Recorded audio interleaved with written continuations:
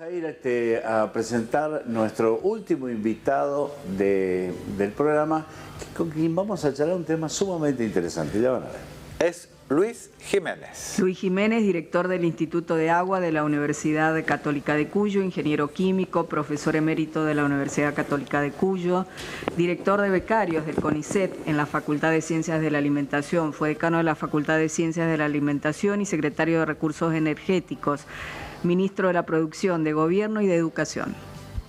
Hola Luis. Gusto de verte. ¿Cómo estás? Buen día, Luis. Gracias por un venir gusto recibirte. Igualmente. Acompañarnos. Has venido al programa nuestro, pero no acá. No en este canal. No en Sí. este canal. Hablar del agua, por supuesto. Sí, claro. Acá estamos mucho más cómodos. Es lindo, el estudio este es muy lindo, sí. Está un poco frío hoy día para mi gusto. No lo conocía el lugar este, pero está muy Bien. bueno. No, muy lindo, muy lindo, muy lindo. Bueno, el tema del agua, toda la vida ha sido un problema el agua en San Juan, porque venía mucha en el río, porque venía poca. Así es. Ahora estamos prácticamente ya en una crisis, Sí. ¿no? Que ha venido para quedarse, ¿no, Luis? Y aparentemente, no, para quedarse no, tenemos que superarla. ¿Sí? Bien. ¿Y cómo se hace para superarla? Bueno, hay varias acciones. Yo aquí en el programa de ustedes he Sí. contado en su oportunidad, por supuesto no han tenido suficiente eco, pero las propuestas que se hacían eran regulatorias vinculadas a la forma de distribuir el agua.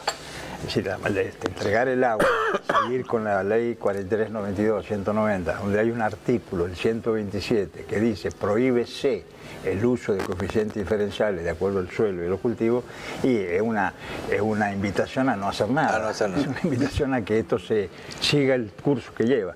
Entonces, algunos sectores se resisten a hablar de esa modificación, que es sacar un artículo, porque tienen miedo de perder derechos. En realidad no tiene nada que ver con los derechos de riego, esto tiene que ver con la eficiencia de uso del agua. Entonces no se permite entregar el agua racionalmente, y eso es lo que está generando la sobreexplotación del acuífero, porque cuando no viene agua en el río y no se acumula agua en los embalses, se entrega menos agua o hay días de corta en los canales y entonces el productor saca agua del subsuelo. Seguro. Entonces se sigue sobreexplotando el acuífero porque la madre del acuífero no se los recarga, Claro. porque los embalses se vacían. Es decir, hay todo un fenómeno, esto es una crisis ecológica la que hay en el Valle de Tulum. Y la única solución es a través de cambiar los modos de gestionar el agua. Perdón Luis, yo tengo la idea de que los productores agropecuarios se sienten los dueños del agua. Como que esta agua es mía, yo tengo este derecho, a mí me tenés que dar esta agua. La pague o no la pague, eso es cosa aparte. Pero como que se sienten los dueños del agua. Y por eso se niegan a tecnificar, porque saben que les va a venir el agua igual. Me da la impresión. Bueno, la ley de agua y la cultura hídrica del Valle de Tulum, asociada a la propiedad de la tierra, define un derecho de agua único, Sí. intransferible, mejor dicho, heredable, lo protege la Constitución Claro. provincial. Y obviamente valoriza, valga la redundancia, el valor de la tierra. Y obviamente eso es lo que... Claro, con derecho de agua o sin derecho. Pero acá le voy a dar el dato que A es ver. poco conocido.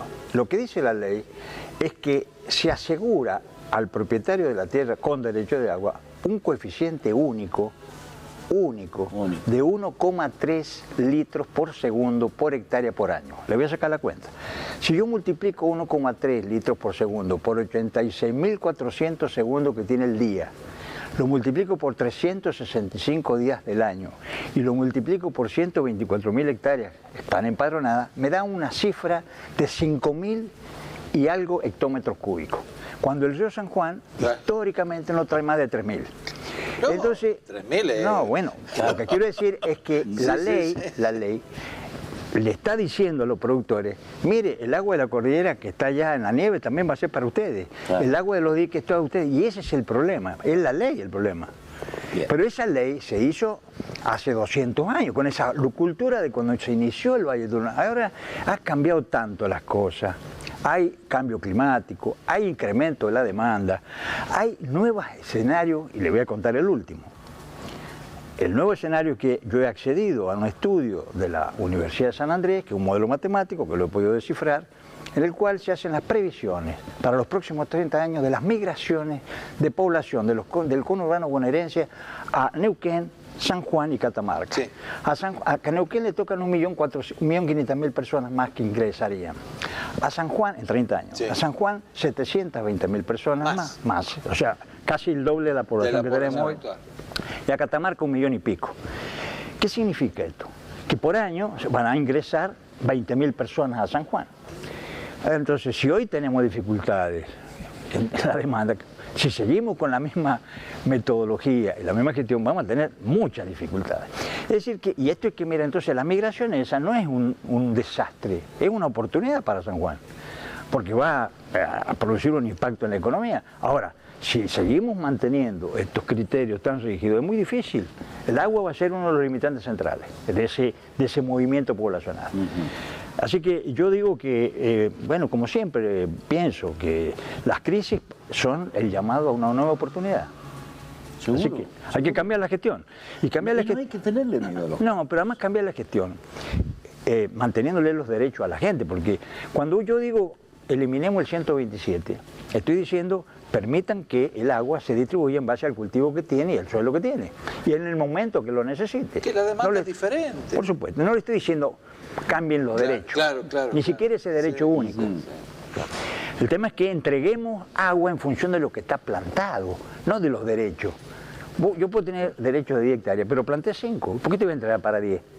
Si tengo 5 plantadas.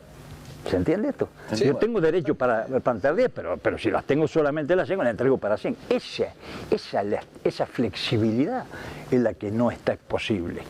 Entonces, esto hay que explicarlo, hay que hacer docencia, obviamente, y bueno, por supuesto que hay que buscar acuerdos, porque las leyes no se cambian por decreto, pero digamos que creo que no resiste más.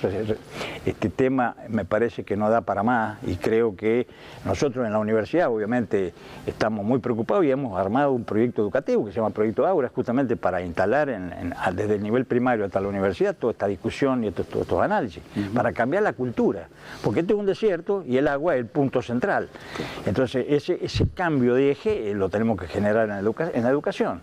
Así que la universidad ha tomado un compromiso muy grande, pero bueno, no alcanza, esto hay que debatirlo en la comunidad. Con esta realidad que tenemos de una sequía que cada vez avanza más y que aparentemente se va a ir agravando la situación, por lo menos eso indican los técnicos, que va a seguir agravándose, empieza uno a pensar si los diques que tenemos se van a poder llenar, si los vamos a seguir teniendo, si nos van a servir o no. Si los diques, bueno, primero digamos cómo es la cosa de los diques. Los diques, primero cuando no había ningún dique en el río San Juan, año 1974, estaba empezando la construcción del dique Uyún, que yo empecé a trabajar en este tema, habían 124.000 hectáreas con derecho de riego en el Valle de Tulún, Uyún y Sonda, y habían 70.000 hectáreas cultivadas. En el 2024, 50 años después, la misma persona que soy yo, se construyeron 3 diques en el río San Juan, sí. Uyún, Punta Negra y Caracoles, sí. Y menos mal que no se construyó tan volando. Menos mal digo esto, menos mal. Invirtiendo mucho dinero, que no es dinero de los sanjuaninos, es dinero de los impuestos nacionales. Y miramos la fotografía del Valle del Regado y tenemos 124.000 hectáreas y 70.000 hectáreas cultivadas. Es decir, ¿tenían que haberse hecho los dicos? No sé. Yo creo que sí, porque era forma de regular el río San Juan. Ahora, el impacto provocado es prácticamente ninguno. Nulo. Entonces, mantener los diques llenos depende de esta lectura. Los diques deben estar llenos desde el punto de vista técnico, porque es la forma en que trabajan los diques. Todos los diques trabajan como acumuladores de agua, como almacenantes de agua. Cuando hay déficit, cuando hay crisis, cuando hay sequía, hay que guardar agua. Entonces ahí aparece el concepto ahorrar hoy para compartir mañana. Eso es un concepto de sostenibilidad del recurso más escaso para las generaciones futuras o para los que lo van a ocupar mañana. Entonces, lo que hay que instalar es el concepto que los diques tienen que estar llenos. Entonces, vos me preguntaste, ¿van a poderse llenar? Y depende cómo gestionemos el agua. Se tienen que llenar. Volvemos al mismo punto. Se tienen que llenar. Y una vez llenos, tenemos que entregar a cada sector lo que necesiten. A la agricultura 700 hectómetros cúbicos por año, al agua potable 100 hectómetros por año, a la evaporación 100 y pico hectómetros por agua. Sí. Es decir, Todo eso... ¿Y el sistema de conducción? Sí, Hay una pérdida. exactamente. El balance hídrico, que ya está hecho, dice qué es lo que habría que enderegar. Por lo tanto, es una cuestión de política de gestión. Claro. Los diques tienen que estar llenos, porque al estar lleno yo puedo descargar agua al río y rellenar el acuífero, que se está sobreexplotando. También. No, porque es la En única términos forma. de agua, pero también lo podemos pensar en términos de energía. No, por supuesto. Yo pongo la energía, ni siquiera la he mencionado para no agregar un conflicto, factor más, un conflicto. Pero que los diques tienen que estar llenos, para eso se hicieron. Claro, por eso. ¿Me entiendes? Es decir, la única forma de administrar frente a los cambios climáticos y a los cambios climatológicos, una vez nieva más, una vez nieva menos, es tener un almacenaje que me permita amortiguar los cambios. Para eso ya se lo dije. Así que la discusión de si tiene que estar lleno o vacío, no hay discusión técnica al menos, hay discusión política, obviamente. ¿Cómo es el trabajo presentado en España? Ah, se han enterado ese trabajo. Algo. Bueno, yo tengo una relación académica con la Universidad de Sevilla, el Departamento de Geografía Humana, porque en España el tema de agua se mira algo distinto a lo que se mira acá, no nosotros lo miramos igual que ellos, que es multidisciplinariamente, no se ve el agua desde el punto de vista hidráulico, o sea, desde el punto de vista hidráulico, geológico, hidrológico, económico, social, educativo, cultural, geográfico, es decir, se lo mira de todo punto de vista, porque se considera que el agua está asociado al territorio y a las personas. Porque el agua no es un recurso, y acá viene el primer tema, el agua no es un recurso como el petróleo. El agua forma parte del ciclo hidrológico natural que se asocia con el ciclo del carbono y con el ciclo de la energía y la fotosíntesis. Esto hay que explicarlo en otro programa, no en este. Pero ese paquete, digamos, que es de la naturaleza, la pone al agua como el vehículo principal para transportar la energía y para hacer posible la fotosíntesis. Claro. Por lo tanto, hablar de agua como recurso explotable, así, abiertamente, es un error científico, no tiene base científica, no es el petróleo el agua. El agua es un recurso del sistema de la biodiversidad, es como el aire. Bueno, aclarado ese punto, que es muy importante, entonces el análisis sobre cómo usar el agua es la discusión, basándose en que es un recurso que se va a explotar en el mercado y que lo voy a poner en condiciones de que al mejor postor compre el agua, se apropie del agua y el resto que la vea pasar. Estamos invadiendo el terreno de la naturaleza. Claro. Entonces no es un recurso mercantilizable. Ese es el debate que tenemos con los académicos de España, esto que estoy hablando. En ese debate siempre me criticaban de que yo hacía el análisis de la paradoja del Valle de Tulum diciendo, mira, hemos hecho tantas obras, tanta plata y no logramos provocar impacto. Vos siempre cargas sobre la agricultura, ¿no es cierto? Y digo, no, yo no cargo sobre la agricultura, estoy tratando de explicar lo que pasa. Dice, pero vos a la minería no le decís nada. Me dice, ¿cómo que no le digo nada? Por el gasto de agua es. Claro, no solo por el gasto de agua. Ellos decían, la minería entra y sale, me decían. Entonces yo le digo, bueno, mira, voy a traer este año 26 al taller que vamos a hacer, voy a traer un trabajo para que lo debatamos. Y llevé un trabajo que ha sido publicado acá en el diario. El trabajo es la creación de fondos soberanos a través del cobre. Si el cobre es un commodity que va a ir subiendo su precio aceleradamente en el tiempo porque es el más reclamado por los chips, por la inteligencia artificial, por los big data, por los bitcoins, los vehículos eléctricos, todas las maquinarias, las líneas de transporte. Es decir que el cobre va a ser el nuevo petróleo, digamos, sí, claro, por hablarlo de una manera. Sí, claro. Por lo tanto, así como durante el siglo XX se ha ahorrado en petrodólares y todas las bolsas del mundo han ahorrado y han emitido bonos securitizados en valor petróleo, bueno, ahora viene la etapa del cobre.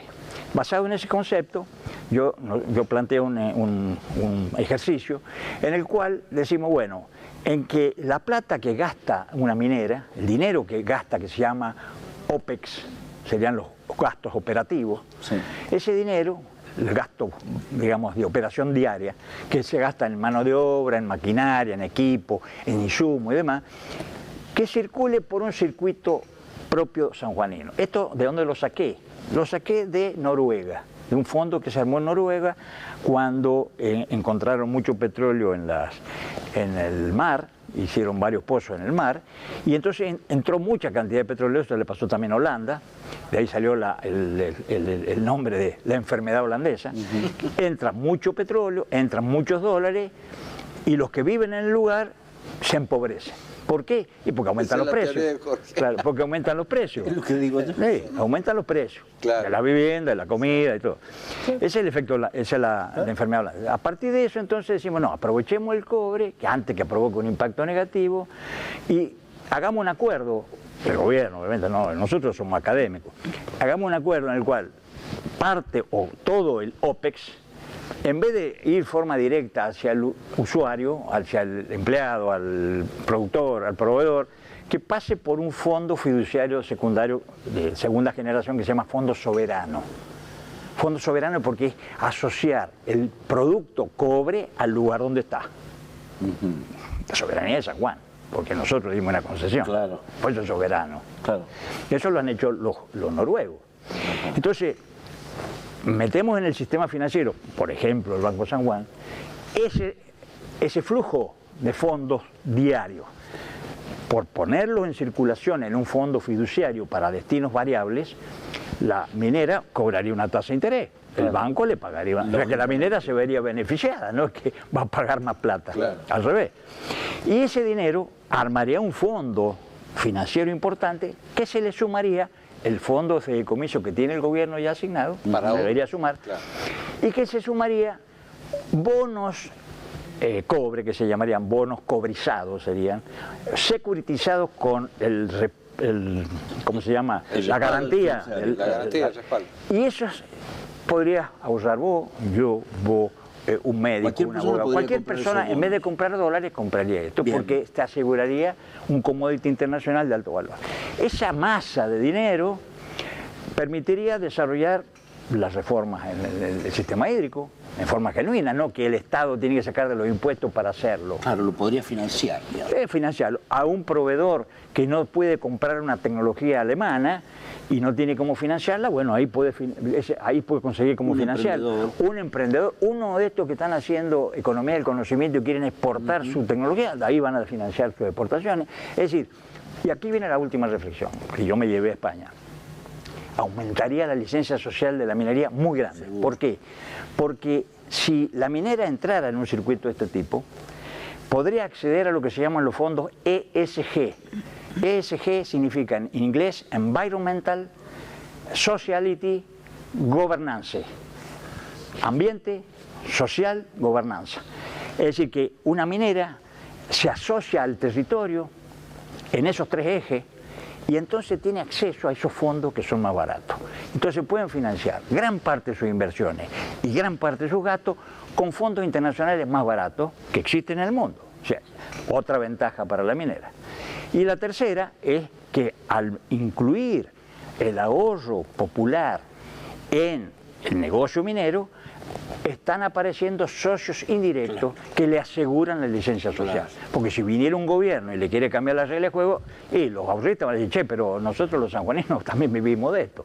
Así que esa fue la propuesta. Y la llevé a España. ¿Cómo cayó? No, cayó como un elemento interesante, porque además ya se hace en otros lugares. Yo no es ningún invento.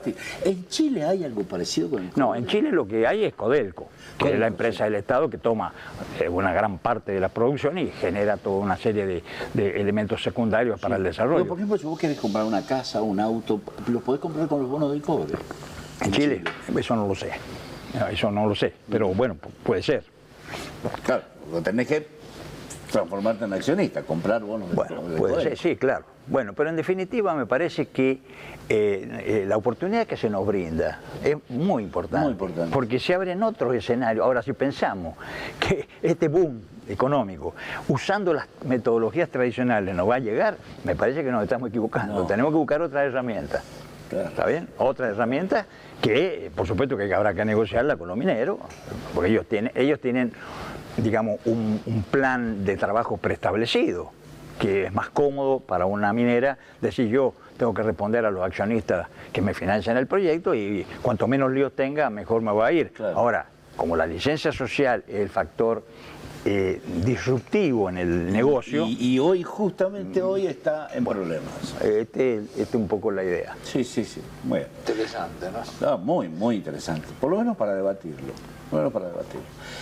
Otra cuestión que queremos conversar contigo, querido Luis, que fue por el tema por el cual yo le pedí a Claudio que te buscara, es el tema de este proyecto de desalinización del río Jaya. Bien, bueno, ese proyecto es un proyecto que también hicimos en el instituto en el marco de esta nueva visión del problema. Y dijimos, bueno, los mineros se tienen que comprometer con los territorios en los cuales están.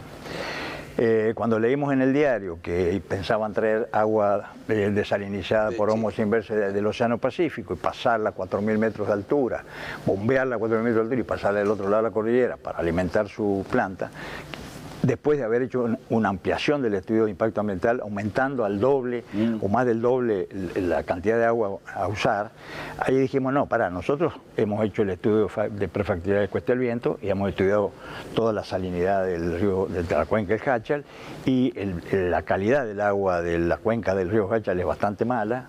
Eso ha hecho que se haya empobrecido tanto Jáchal, Iglesia y Huaco.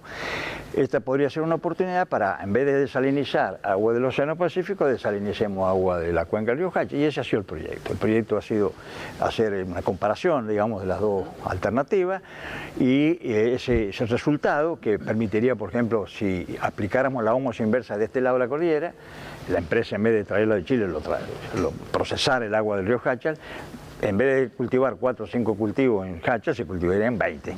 Entonces cambiamos la lógica económica de esa zona. Claro, porque si el agua es mejor... Sí, obviamente. No, pero aparte hay otro dato. A raíz del derrame de Veladero en el año 2015, se generó una psicosis bastante pronunciada en la población, pensando que el agua del río evidentemente era intomable. Ahí contribuyó también algunos dirigentes que, con la desesperación, le entregaban bidones de agua a la gente, entonces confirmaban de que era no confiable.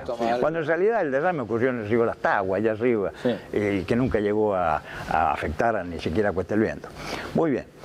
Pero a raíz de todo esto, OCE se vio obligado, por las presiones de la gente, a tener que desconectar la planta potabilizadora desde el río Jáchal y hacer un pozo en Huachi, en la huerta de Huachi, y de ahí un acueducto para... Y hoy está independizada la planta. Si nosotros hiciéramos este proyecto, volveríamos a sacar agua del río Jáchal. Está bien, porque el Jáchal estaría en buenas condiciones, pues pasaría por la planta por la planta de ósmosis, que ahí en la planta de ósmosis se regularía todo. Claro.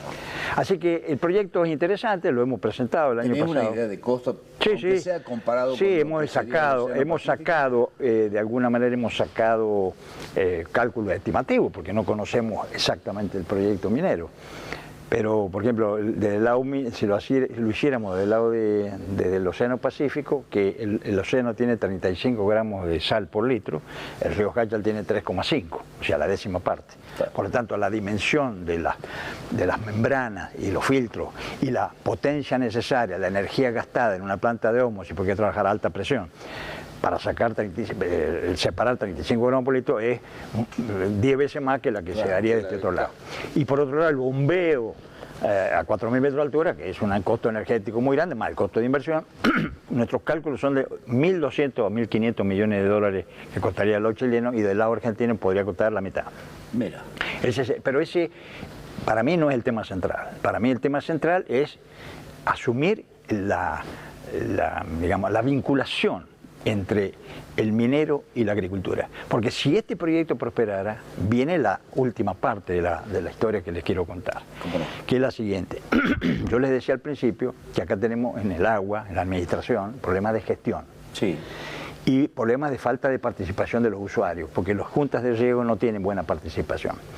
Si nosotros dividiéramos el presupuesto hidráulico por cuenca, la cuenca de Jáchal no tendría nada que ver con la cuenca del Valle de Tulum, cosa que ahora sí la tiene, porque está dirigida de acá.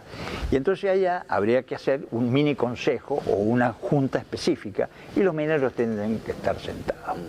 Los mineros tienen que estar sentados junto con los agricultores para cómo gestionar el agua en la cuenca. Entonces fíjate cómo se cierra. ¿Los sentás a los mineros también? Claro, porque son usuarios importantes. pueden contaminar por algún accidente, tienen que estar sentados. Entonces, esa es una nueva mirada de cómo administrar el agua en el desierto.